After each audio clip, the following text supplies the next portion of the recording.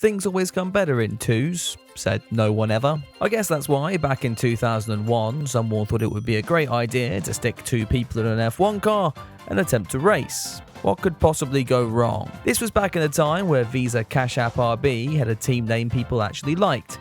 Minardi had graced the Formula 1 grid for 16 years by this point, and in that period they'd been remarkably but we loved them for it. By the turn of the century, the team was in its death throes and was in dire need to find an injection of cash to keep them in the sport.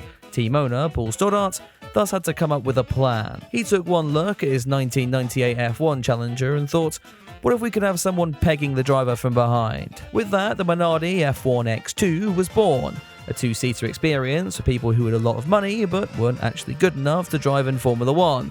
Why couldn't we just have given one of these to Lance Stroll then? Contrary to popular belief, this wasn't the first two-seater F1 car, and if you thought it was this monstrosity from McLaren a few years earlier, you'd also be wrong. Two-seater F1 machinery has actually been around since the 1950s, where instead of a rich bellend, the second seat was reserved for an engineer or co-driver, meaning it was double the fun when the car blew up or overturned and catapulted its occupants into the nearest tree. Returning to the X2 though, and if you want some specs, then this Minardi carried the same 3-litre V10 used in the late 1990s, producing 750 odd horsepower and sounding infinitely better than the kind of shit we put up with today. The chassis was also similar, though lengthened to incorporate the additional sack of skin sitting behind the driver.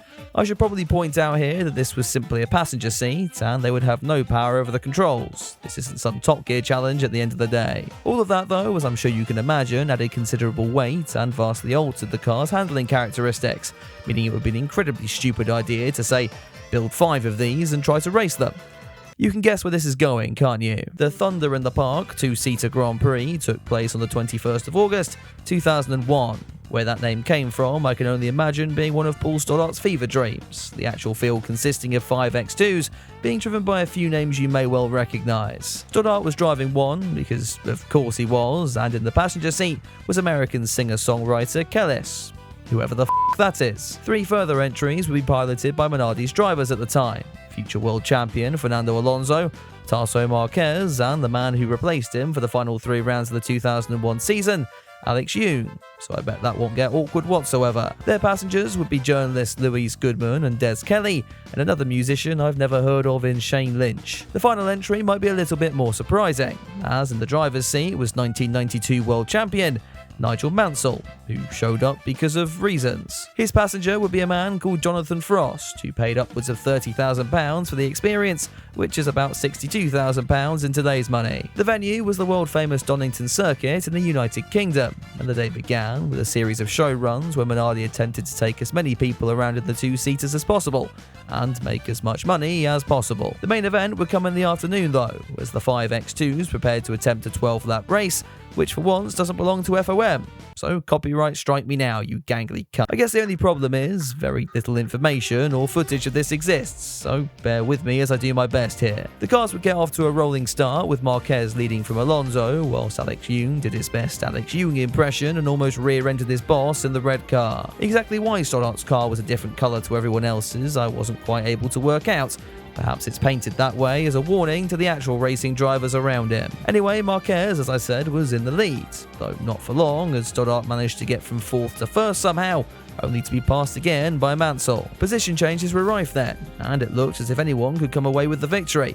Well, apart from Marquez, whose Minardi remembered it was a Minardi and blew up in the opening stages. By the final lap, Fernando Alonso was now in 1st place. How this had happened was apparently not interesting enough for the highlights package to reveal, but he was under heavy pressure from Mansell behind. As the cars approached the final sequence of corners, Alonso saw the checkered flag and decided for some reason to slow up, and Nigel's reaction times clearly weren't what they'd used to be. Thankfully no one was hurt in the crash as Stoddart navigated his way around the carnage to win, which I'm sure was a great feeling before he realised he'd be the one paying for it all. This also technically makes passenger Kellis one of the only women to win a Formula 1 race.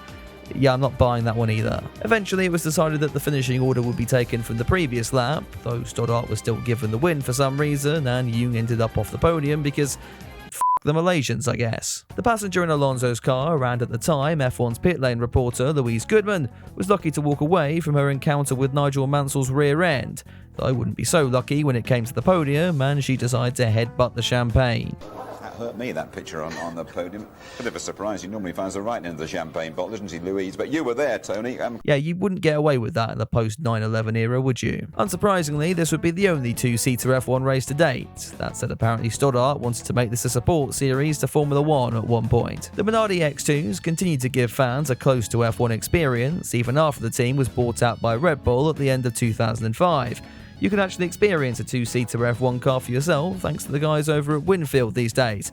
This isn't sponsored by them, it's just a desperate plea to be sponsored, so, feel free to get in touch. If you enjoyed this slightly shorter video though, be sure to let me know by dropping it a like and getting subscribed if you haven't already.